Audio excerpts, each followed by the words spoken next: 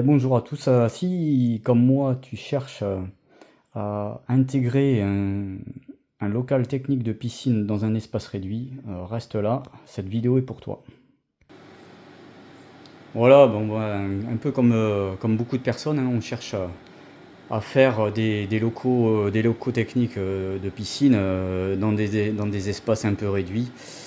Alors, moi j'avais réfléchi quand même pas mal avant de faire le mien. Tout au début, j'avais fait un petit local technique qui était à l'extérieur, hein, on le voit là, le gros abri de jardin en plastique que tu as sur la gauche là. Et en fait, ça c'était dehors à la base, hein. Donc, moi ce que j'ai fait, c'est que j'ai mis ça dans un premier temps, c'était dehors. Alors, c'est un local qui fait 1,70 m par 1 m, et j'ai tout intégré dedans. Et je savais que par la suite, j'allais intégrer ce petit local technique dans mon atelier. Voilà, je vais vous faire un peu découvrir ce qu'il y a à l'intérieur. Donc, il s'ouvre en trois morceaux. Donc, il y a déjà dans un premier temps le couvercle qu'on peut lever comme ça. Donc, pour le maintenir en l'air, j'ai fait une petite tringle bien pratique. Et ensuite, j'ai les deux portes extérieures, hein, qui s'ouvrent à droite et à gauche. Voilà. Et donc là, on peut voir à l'intérieur le local que j'ai fait. Je l'ai fait de manière à pouvoir partir en vacances, hein, pendant 15 jours sans rien avoir à faire, hein. C'est vraiment tout automatique. Il n'y a absolument rien à faire, hein. Donc là, bon, il est en fonctionnement, hein. Donc là, on peut voir le filtre à sable, hein. C'est une piscine de 60 mètres cubes. Donc on peut voir le filtre à sable avec tout ce qui est régule pH, redox. Bon bah là j'ai mon contrôle redox qui me dit qu'on est à 65 650 millivolts, hein. Donc on est bon pour ma piscine, c'est largement suffisant. Donc là on voit pas l'électrode fonctionner parce que les millivolts sont atteints. Voilà, donc moi j'ai intégré tout ça dans un petit espace, hein.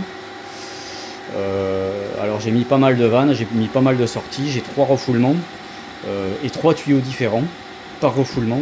Comme ça, si jamais j'ai un problème sur un tuyau, je peux toujours utiliser les deux. Et pareil, j'ai tout ce qui est skimmer, j'ai prévu aussi une prise balai. Voilà, ensuite j'ai la pompe qui arrive sur la vanne multivoie, qui envoie soit l'eau vers l'extérieur ici pour faire le nettoyage de filtre, ou alors directement dans la filtration. Voilà, alors dans cette installation, au départ, j'avais mis les sondes pH que tu vois là, et Redox dans le passage du flux d'eau principal. Alors bon, je flinguais sans arrêt des sondes, donc j'ai décidé de faire des petites déviations là, qu'on voit ici et là. Et j'ai créé une petite chambre d'analyse. Alors c'est 2 bols que j'ai trouvé sur AliExpress, j'ai payé ça que dalle, avec les raccords inox pour pouvoir y intégrer. Alors bon, bien sûr, hein, j'ai percé le dessus, j'ai mis des raccords étanches pour pouvoir y mettre les sondes. Et depuis ce temps-là, bah, ça marche super bien. Voilà. Alors ensuite, j'ai aussi intégré, hein, du coup, que ce local se retrouve à l'intérieur de mon atelier, hein, en cas de fuite. J'ai pareil, hein, j'ai trouvé sur AliExpress un petit module qu'on voit là, hein, avec la lumière rouge. Et j'ai fait descendre une sonde. J'ai créé une petite cavité que tu vois là. Que si jamais il y a une fuite d'eau, ce petit capteur là que tu vois dans le trou va automatiquement arrêter la pompe principale.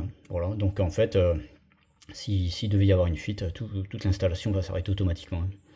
Voilà.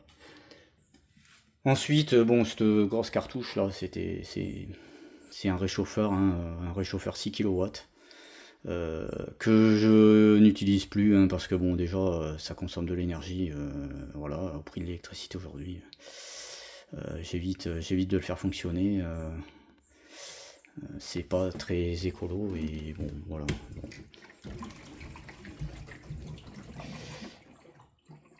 Donc ici on voit un peu toute l'installation, on voit aussi les différents circuits que j'ai fait avec des bipasses, au cas où. Hein, voilà, si jamais je devais avoir une fuite sur mon électrolyseur, je peux bipasser et continuer à faire fonctionner ma filtration. Hein. Voilà, ensuite j'ai un volet. Alors, pour pouvoir faire fonctionner en mode réduit l'électrode, j'ai créé un petit circuit avec, en récupérant le contact sec d'ouverture ou de fermeture du volet.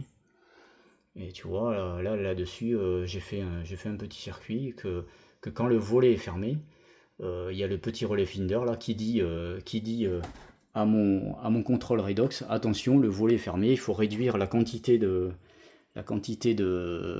chlore à fabriquer. Donc quand le volet est fermé, je me suis mis à 20% de fabrication de chlore. Bon, il n'y a pas besoin de plus. Hein. Comme ça, la nuit, ça fabrique du chlore et le matin, mon eau est nickel. Hein. Et pendant la journée, le relais m'envoie l'info au contrôle redox en disant oh attention, le volet est ouvert.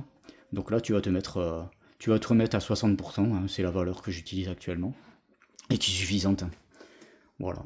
Et ensuite j'ai le petit contrôle ici, le petit contrôle complet. Hein. Bon, j'ai un petit éclairage de la piscine.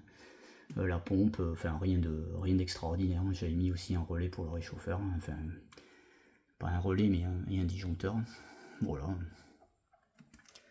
Avec bon, des chemins de câbles un peu industriels là pour que ce soit quand même un peu nickel.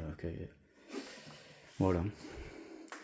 Alors bien sûr, hein, quand tout ce petit local est fermé, hein, ça chauffe un peu.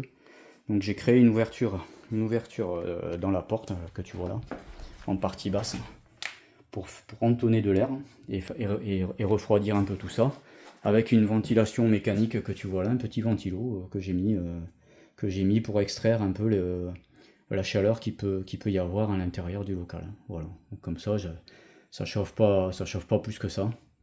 Et ici, j'ai mis un petit thermomètre pour pouvoir vérifier que je monte pas trop en température à l'intérieur du local. Voilà pour l'installation. Alors, c'est vrai que ça paraît un peu complexe comme ça, mais bon, c'est vrai que j'y ai passé un peu de temps. Mais franchement, ça vaut le coup. J'ai pas de fuite. Ça fait 7 ans que c'est installé, cette installation-là. J'ai jamais été embêté avec quoi que ce soit. Hein. Donc, j'ai changé une fois l'électrode. Hein, au bout de 6 ans, je l'ai changé. Là, ça fait 2-3 ans que je l'ai. Là, 2 ans. Ça fonctionne nickel. Quoi, hein, voilà. Ensuite, ah oui, j'ai oublié. Alors, j'ai aussi des fois des gens qui me disent ouais, bon, les appoints, comment ça marche. Bon, moi, j'ai fait un truc tout bête. Hein, j'ai relié euh, un système d'irrigation automatique au cul de la pompe. On le voit là, ici. Avec une espèce de raccord de machine à laver, là. Donc, en fait, ça me permet d'envoyer des impulsions de 30 minutes. Et au bout de 30 minutes, ça s'arrête automatiquement, tu vois. Donc ça t'évite de partir faire les courses avec le robinet d'appoint ouvert et que la piscine déborde quand tu reviens. Au bout de 30 minutes, tu sais que la pointe d'eau va s'arrêter. Moi, généralement, 30 minutes, ça me permet de remonter à peu près entre 1 et 2 cm le niveau. Et puis, si c'est pas suffisant, je rappuie sur le bouton et ça remplit 30 minutes encore. Ça me permet d'éviter les catastrophes et les débordements d'eau, hein, parce que bon, l'eau c'est pareil, hein, c'est pas gratuit. Hein. Voilà, cette petite vidéo se termine. N'hésitez pas à commenter et à m'envoyer vos demandes. J'essaierai d'y répondre dans la mesure du possible. Allez, ciao.